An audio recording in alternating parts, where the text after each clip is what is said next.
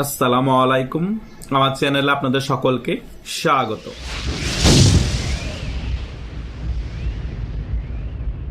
আমি আপনাদেরকে 12 ফেব্রুয়ারি নির্বাচন নিয়ে 12 তারিখের আগেও ভিডিও করে বলেছি বিএনপি অনেকগুলো আসনে তাদের প্রার্থীদেরকে কোরবানি দিবে এবং 12 তারিখেও দেখবেন অনেকগুলো আসন কম্প্রোমাইজ করতে হবে জামাতের সাথে।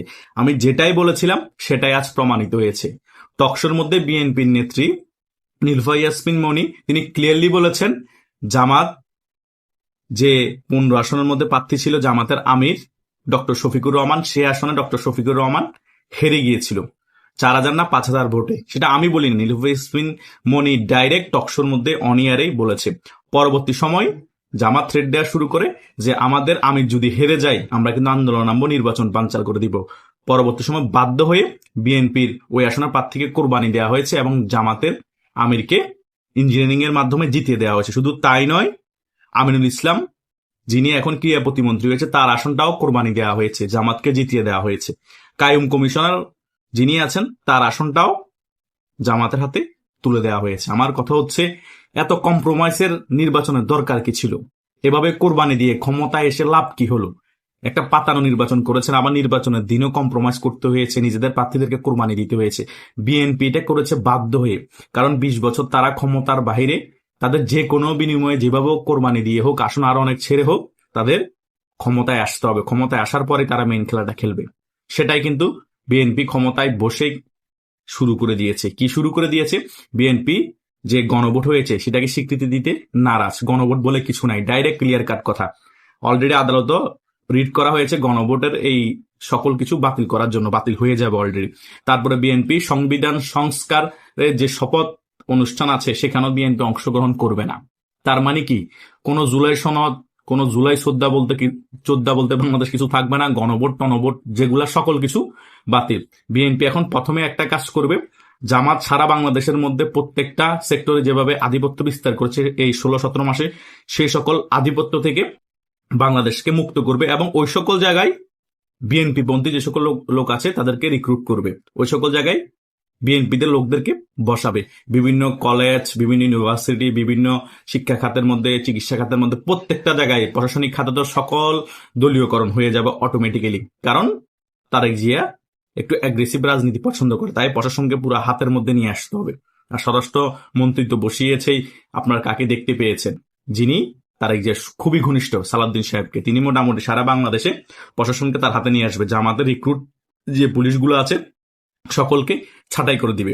আওয়ামী লীগ পন্থীদেরকে তো অনেক আগে ছাঁটাই করে দিয়েছে। এই সকল বিষয় করতে গিয়ে বিভিন্ন জায়গায় জামাতের সাথে বিএনপির প্রচুর পরিমাণে ক্ল্যাশ হবে। বিএনপি মায়ের উপর রাখবে জামাতকে একেবারে কোণঠাসা করে দেওয়া হবে এবং তার সাথে সাথে এনসিপিকেও মায়ের উপর রাখবে। এনসিপি শীর্ষ পর্যায়ের নেতা যারা আছে, যারা এমপি হয়েছে, তারা হয়তোবা অনেক জায়গায় সেফ হয়ে গেল, যারা এমপি হয়নি এবং যারা মধ্যম পর্যায়ের নেতা এবং তৃণমূলের নেতা তারা ভীষণ মাইর খাবে।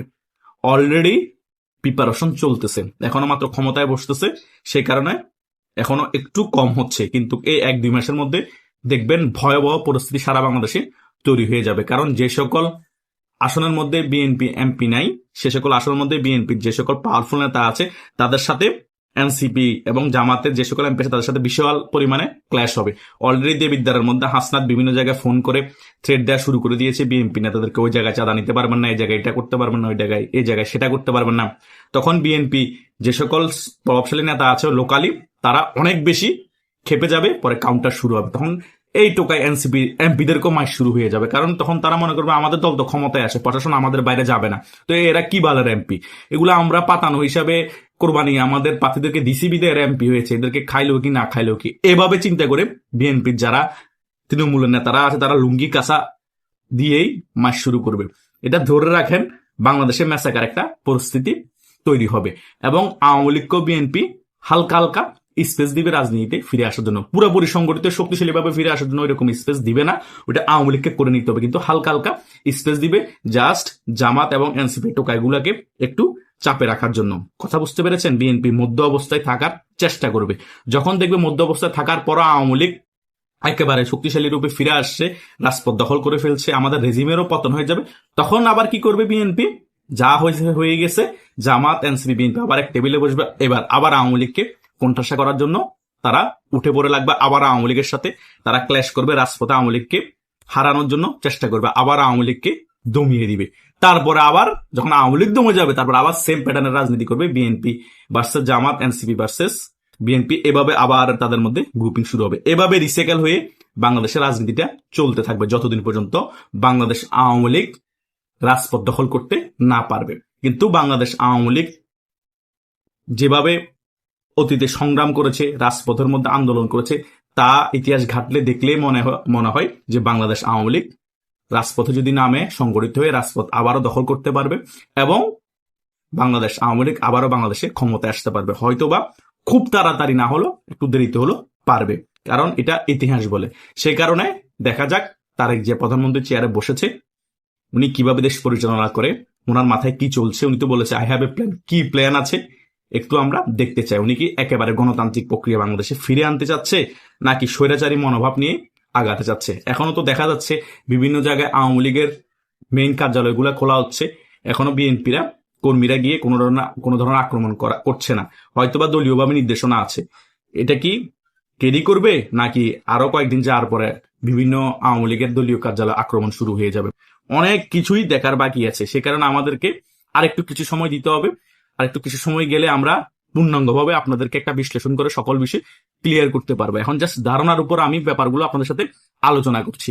কেন করছি? কারণ আপনারা অনেকে আমাকে মেসেঞ্জার অনেক বিষয় জানতে চান, অনেক বিষয় ক্লিয়ারলি শুনতে চান। সে কারণে সকল বিষয় আমি আমার যারা ভিউয়ার্স আছে ফেসবুকে, টিকটকে, ইউটিউবে, সকলের জন্য আমি এই সকল বিষয় আলোচনা করছি। সে কারণে আওয়ামী লীগের যারা নিবেদিত কর্মী আছেন তাদের জন্য সামনে খুবই ভালো সময় আসতেছে। সংগঠিত হন, রাজপথে নামতে পারবেন। কিন্তু রাজপথে নেমে যদি হেরে যান তাহলে ফিরে আসতে অনেক সময় লাগবে। আর রাজপথে নেমে সংগঠিত হয়ে যদি জয়লাভ করেন তাহলে খুব শীঘ্রই ফিরে আসতে পারবেন, হয়তোবা 5 বছর পরে আবার ক্ষমতায় বসতে পারবেন। কিন্তু এটা মাথায় রাখতে হবে, আপনারা রাজপথে নামলে এখন যে বিএনপি, এনসিপি, জামাতের ক্ল্যাশ দেখছেন এটা থাকবে না। ওরা একত্রিত হয়ে আপনাদের সাথে ফাইট করবে। এই 3টা পক্ষকে মাথায় রেখে আওয়ামী লীগকে সংগঠিত হয়ে রাজপথে নামতে হবে। ওই রকম শক্তি নিয়ে রাজপথে নামতে হবে। যত টাকা ঢালতে হবে, কর্মীদের জন্য যা কিছু করার করতে হবে, চিন্তা রাখতে হবে। রাজপথে নামলে হয়তো এসপার, না হয় ওসপার, হারা যাবে না। হারলেই মৃত্যু। সে কারণে ফাইট করে মৃত্যুবরণ করলো এটাই বেটার। এটা মাথায় রেখেই রাজপথে নামতে হবে, তাহলে 100% আওয়ামী লীগকে কেউ হারাতে পারবে না। আওয়ামী লীগ রাজপথে জয়লাভ করবে। আমি যে সকল বিষয় আলোচনা করেছি এই সকল বিষয় যদি শীর্ষ পর্যায়ের নেতারা তাদের কর্মীদের মাথায় দিতে পারে এবং মধ্যম পর্যায়ের নেতারা যদি তাদের কর্মীদের মাথায় দিতে পারে, 100% আওয়ামী লীগের জয় খুব তাড়াতাড়ি হয়ে যাবে। বাকিটা আল্লাহর ইচ্ছা। আর আওয়ামী লীগ শীর্ষ পর্যায়ের নেতা এবং মধ্যম পর্যায়ের নেতারা আদৌ কি তাদের কর্মীদেরকে উজ্জীবিত করতে পারবে এবং সংগঠিত করে রাজপথে নামিয়ে রাজপথ দখল করতে পারবে, সেটাও একটা প্রশ্নের বিষয়। দেখা যাক কি হয়। আশা করছি আপনারা সকল বিষয় বুঝতে পেরেছেন। তবুও যদি আপনাদের কোনো মনে কিছু কথা থাকে সেটা কমেন্টে জানাতে পারেন, আমি উত্তর দেওয়ার চেষ্টা করব। ধন্যবাদ সকলকে।